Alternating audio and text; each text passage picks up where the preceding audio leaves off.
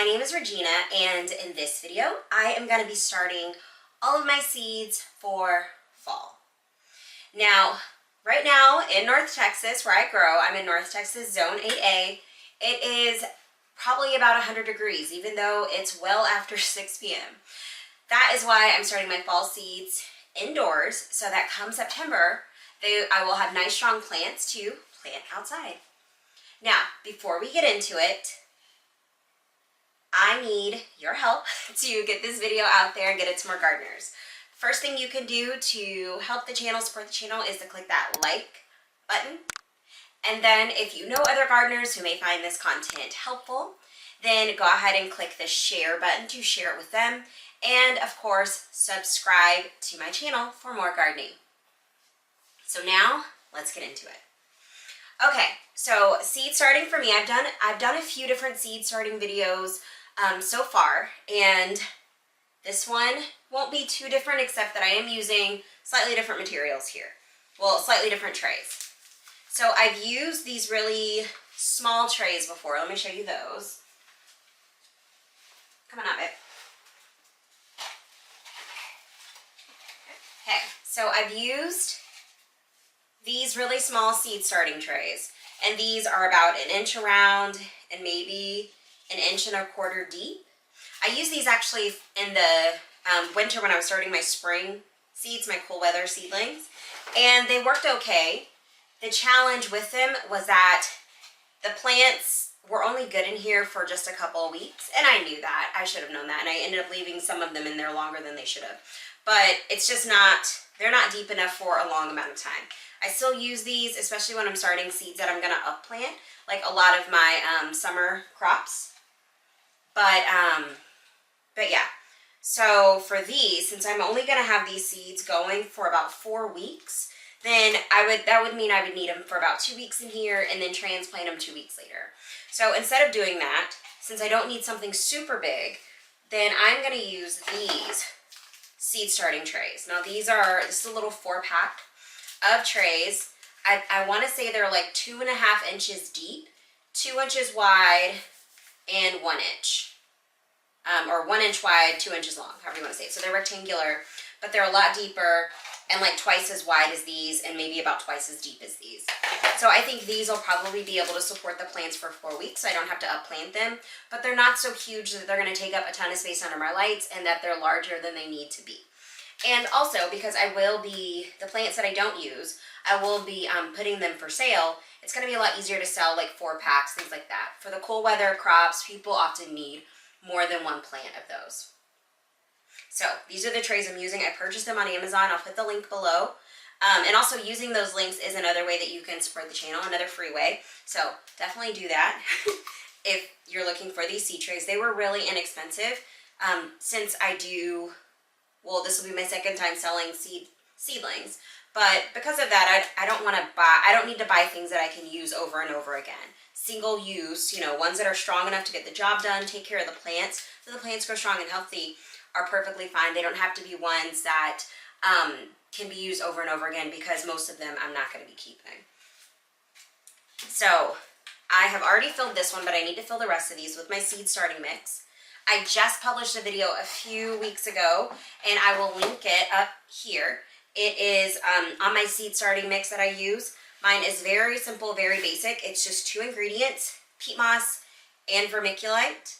If you can't find vermiculite, you can sub in perlite, and instead of the peat moss, you can sub in coco coir. Now, you can obviously add other ingredients to your seed starting mix. You can add worm castings. Lots of people do that to give it some organic matter. I don't. Not that I'm against worm castings. They probably would, maybe they would help. I don't know. But they are not cheap. And so I just use these 2 ingredients. And once my plants have true leaves, then I use a water-soluble liquid fertilizer for them for the time that they're indoors. Once they get outdoors, they get all the organic matter they need, but this is actually enough to grow really strong and really great plants. I grew all of my seedlings for my summer garden, and they grew beautifully. All of my fall seedlings beautifully in this exact same mix. So it really does work, and it will save you a lot of money. If you're growing, more than a bag of seed starting mixes worth of seedlings, then it'll be worth your while to make your seed starting mix yourself. All right, so the first thing we're gonna need to do is fill these trays with the seed starting mix, and I have my trusty helper Ruby here with me. Hi. This is my, I almost said 7, my 8-year-old daughter. She just turned 8 about a week ago. But let me put this back. Now, before we do that though, I want to go ahead and show you guys everything that I'm growing. I'm just going to go through it and then I'll kind of show you as we go through it. I'm going to do it, Rue. All right, so I just pulled out all of my seeds. So my plan here for my fall garden. Okay, so I just had to adjust my camera, y'all, because I wasn't showing my table. But then it was cutting off my head. Y'all, struggle. All right, so my plan here, when I was growing seedlings for my summer garden, my warm weather garden, kind of planned out what I wanted to put everywhere, and then planned out the exact number of seedlings I needed, and then grew some extra to sell on the side. Well, with this one, I am not doing all of that. The reason why is because for fall and winter, I do grow a much smaller garden. I'm growing, so please, since our growing season is pretty long, like we most likely will not get a freeze until late November, early December, or even as late as January. A lot of my summer crops I'm gonna leave, especially my peppers and some of my tomatoes.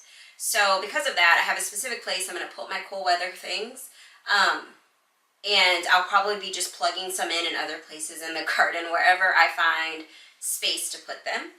So I don't grow as big of a cool weather garden, and to be honest, like a lot of it is green, are different types of greens and things like that. So you don't really need a lot of plants for those types of vegetables. Like cabbages, yes, you need a lot of them because you're going to harvest the whole thing. But most of the other ones you cut, come again. So you don't need a lot of different plants to have enough for your family.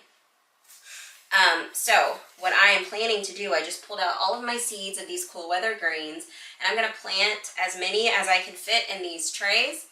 And then when it's time to plant them outside, I'll plant the ones that I need in my garden, and then I am going to sell the rest. That is my plan. So I'm just going to grow a whole bunch of them because I have this big, of course, this big light shelf, and then I have my other 3-foot one. So I have plenty of space to grow plenty of plants. So what I'm growing here, Swiss chard. These are seeds. This is a rainbow mix. A lot of these seeds I've had for a couple years, but they still grow, so I'm going to use them. I have some golden acre cabbage. Some of this will definitely be staying with me. I have Scotch blue curly kale, Morris heading collards. I'm going to keep at least one of these plants because I don't know if I've actually grown these before. Giant noble spinach, Vates collards, DeCiccio broccoli. I'm going to really try broccoli. I've never really done, I know, right? I never grow it. I've tried broccoli in the spring. Once. Yeah, and it only did okay. Yeah, I've tried broccoli in the spring, and it just gets too hot too fast here. We didn't have a really good spring this year, and so I didn't try it.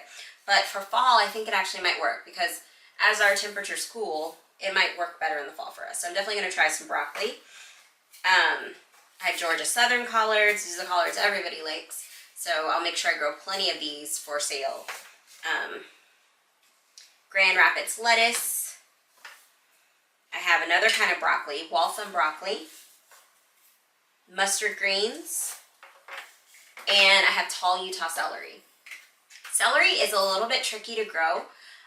This is another thing that did not work out for me that well in the winter garden. The seeds sprouted fine, but it just got so hot so fast once again that it just did not thrive. So I'll be growing this again for fall, and hopefully I can get several, lots of celery. And then I'll also be growing some for sale. The key to celery is that it needs light to sprout. So you just put the seeds on top and then sprinkle just a little bit of soil on them in order to get it to germinate. Other things that I'm growing, I'm just growing all this stuff, y'all. I have Grand Rapids lettuce, a few packets of that. I got these at Dollar Tree. I have more spinach, Viroflay spinach. This grows really, really big spinach leaves. This actually did really well. I have Savoy spinach. I don't have very many seeds of that. More dwarf blue curly kale. More early golden acre cabbage. Ooh, red acre cabbage. Pak choy. Yes, this is delicious. I love pak choy. Yes, more Asian cabbage. Pak choy. This is my Mishihili cabbage. This one actually I grew it this spring, but it bolted before I could enjoy it, so that was annoying. And so did pretty much all of my pak choy. Okay, Rue. Yes, tatsoi. This was really good, y'all. If you haven't tried out some of the Asian cabbages, they are really nice, and it's just a different flavor from what you probably get most of the time in the grocery store or what you grow. So if you haven't, definitely check it out. Tatsoi is really good and very, very nutrient rich.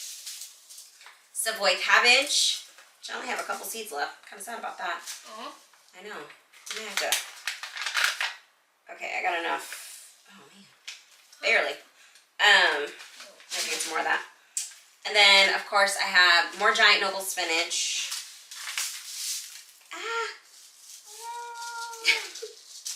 Lacinato kale, dino kale.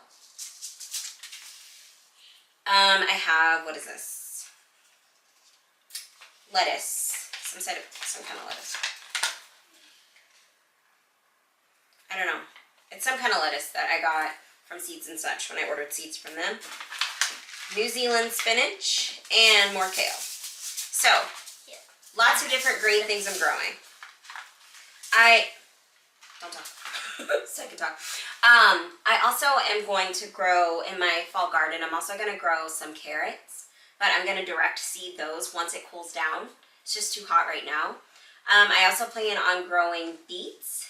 The beets, I actually am going to start in those small trays just because that worked out so well. Like, generally people direct sow beets, but I liked growing them. They did really well for me, starting them in those cells and then transplanting them. So I'm going to do that again with the beets, but I'm not going to start them now because they only need 2, maybe 3 weeks in there just kind of to get started, and then I'm going to plant them out. So I'll be starting those in about a week and a half or so. Now my plan is to get all of these plants out into my garden around the first week of September. By then the temperature should start cooling down.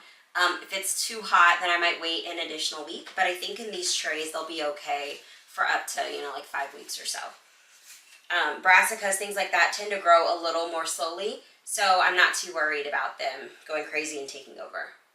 Now the last thing that I'm going to grow in my fall garden, I'm also going to plant a few tree collards. I have Jolly Green and Big Blue seeds. I already have some growing for my garden, but I'll plant a few in order to sell those with my plant sale.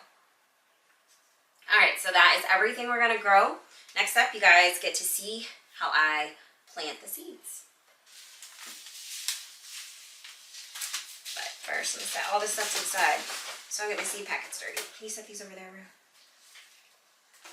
Is that a good place? I feel like they're going to fall. Here, maybe right. I'll just set it back here on my shelf of junk that I have to move. Yeah, perfect. Okay, so first up, you want to start with pre-moistened mix. It's just a lot easier if the mix isn't 100% dry. So I always have my mix pre-moistened. And then you can just use your hands. Yeah, go ahead. You can put more than that. And if you do it kind of over the bowl, it'll make less of a mess.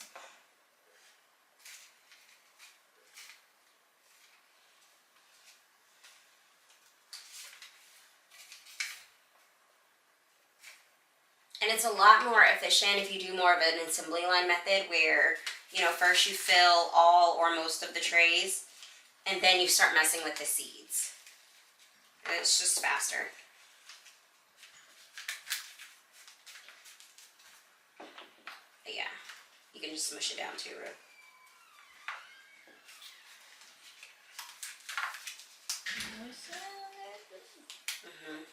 press it down, and then you can add more.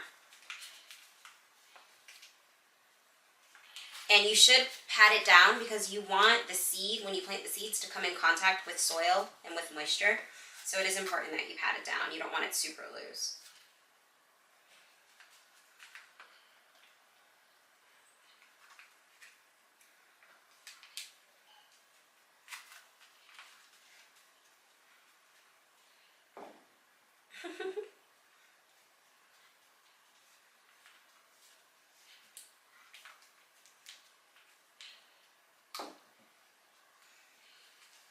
All right, we're gonna get these filled, and we'll be right back. Okay, so we have a bunch of these filled with soil. Most of them done by my lovely assistant, Ruby, who just turned on the camera for me. Hello. So while I went and worked on dinner, thanks, Ru. That was very helpful. I'll probably need to fill a few more. We'll see, but I'm going to go ahead and get these seeds going, and I want to show you guys that process. Hold on. Can I plant these ones? We'll see, babe, but hold on. So first, what I'm going to do is show you guys how I'm going to label them. The way I label my plants, it just depends. Sometimes I use wooden sticks. Sometimes I use little stickers like these. It just depends on what exactly I'm growing, how I'm growing it, how I'm feeling that day. You never know. So with these, I'm going to use these little labels. These little white, these are mailing labels. And when I use these, I usually use like half of one for each thing. Oh, my pen isn't right. Yeah, I'll take that Sharpie. Here's one. Oh, perfect. Do you have one of the ones that has a pen on the end? No? Okay. Oh, look, there it is. Thank you. I'm going to use this one. See if this one works. Okay. And so I just kind of divide it in half. And then I'll just cut it in half. But yeah, so what I do, now I'm going to make each one of these 4 packs. I'll put the same thing in each of the 4 cells. It just makes life a lot easier. So, so like for the kale, the curly kale, I know that this is something that a lot of people are going to want for their fall garden. So I can grow a ton of these because people are going to want them and people will buy them. So I'll just write curly kale.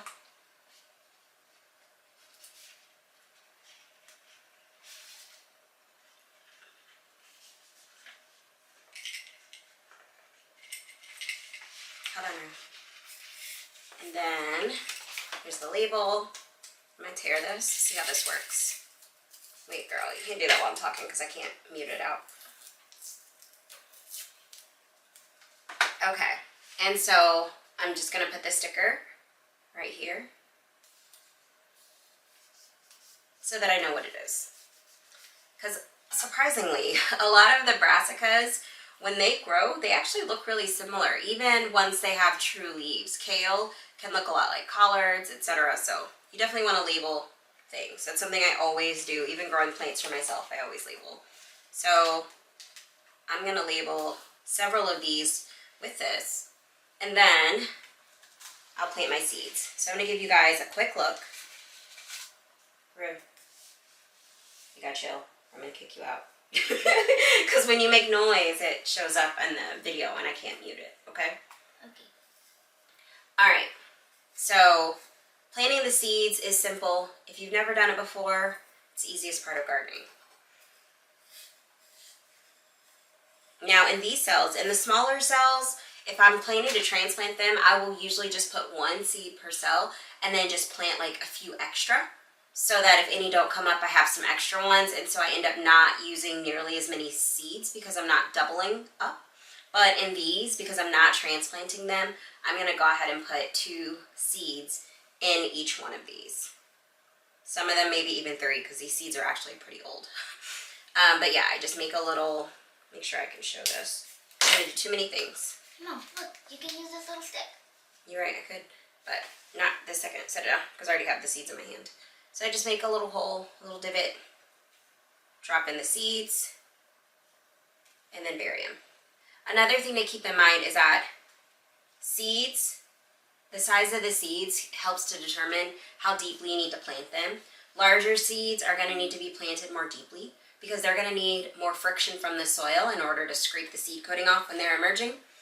So if you have seeds that come up and they still have this seed coating on and it doesn't come off and you end up like having beheaded seedlings, then it's because you didn't plant them deep enough. With brassicas, that's difficult though because most of them have really tiny seeds.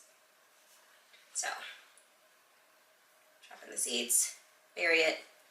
Make sure you press it down really well because remember you need contact. Soil, well this is actually soilless, but you know what I mean. Seed starting mix with that seed because that's going to help it germinate. Are you nodding? Feels like an infomercial. Do you know what an infomercial is? Nope. I love how you laughed anyway. Good looking out.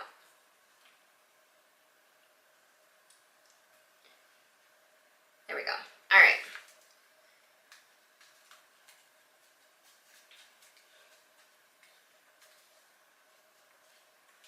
And that's it. My first curly kale.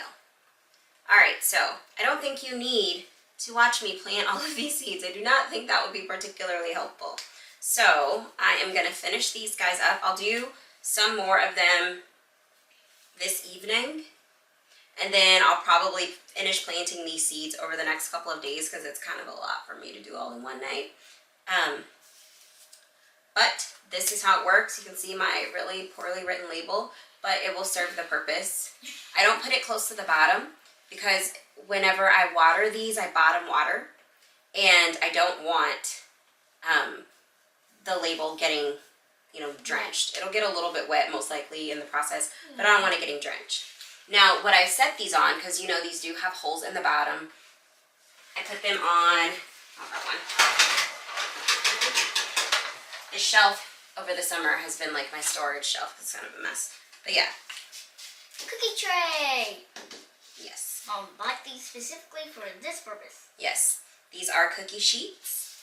And each one of these, it's another reason I went with this size and I decided to use these instead of my regular plastic cups. Because I can fit a lot more of them. Look at this. So on one tray, okay, I need to make sure, I'm going to move this one off because I haven't planted that. And it's labeled. So one tray can fit, what is this? So 1, 2, 3, 4, 5, 6 of these. So that's 24 plants. Whereas with my plastic cups that I use for larger things, and I'll still continue to use those for like tomatoes, things like this, like that, because these aren't quite big enough. But for brassicas, for fall plants, I think they'll be perfectly fine in these. But this is 24 plants that I'm able to fit in here versus 12, which just saves me space under my lights, and it means I can grow more plants in the space that I have. Yeah. So, yeah. Now, if you are in the area and you are going to be looking for fall plants, get at me. I'll make sure that I share it here whenever I have them ready for sale and send you the information about how I'm going to do pickups, etc. Because, And our address. well, yeah, but I don't think we're going to do pickups at our house this time. I don't want to put our address out in the public. So we'll probably have a pickup spot on certain days where you can come and purchase the plants, but I'll put information out there about that later. But either way it goes, I hope that you have found this content helpful and that if you don't grow your own seedlings yet, it's definitely worth, if you grow a garden year after year, it's definitely worth the investment because, like I said, my 2 shelves here, I do have a video on how I made my grow racks, is what I call them. It's just a metal shelf from Target and then LED shop lights. I'll put a link to that video, and I'll have the links to the lights that I use down below, but they're shop lights. They're not grow lights. You just need to make sure that you've got the right number of lumens so that they're bright enough and the right color temperature so that it'll grow your plants, and they'll do great. This is my 2nd year using them and growing all my own seedlings, and it has worked out really, really well. Thank you for sticking around to the end of this video. I hope you found this content helpful, that if you're new to seed starting, that you learned something new, like my 2-ingredient seed starting mix. Of course, I have a video for that, and also how I make my grow racks so that I can start my seedlings indoors instead of outside in the 100-degree heat where they may or may not even survive. And these little trays that I purchased on Amazon, I don't remember how much they were, but they were not expensive because I don't like to spend a lot of money. So I know that they weren't very expensive. And I like to use cups and things like that for seedlings just because they do save money. So these must have been cost effective. I just don't remember what they were. But I'll put a link to them down in the description box. And of course, if you click on any of those links and purchase items from Amazon, I am an affiliate, so I do earn a small commission on that, but the price remains the same for you. So once again, if you enjoyed this video, if you learned something, or you just are feeling nice, then go ahead and click that like button.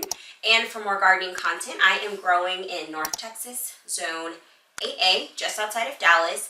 Then go ahead and subscribe to my channel, and of course, share this video with other gardeners.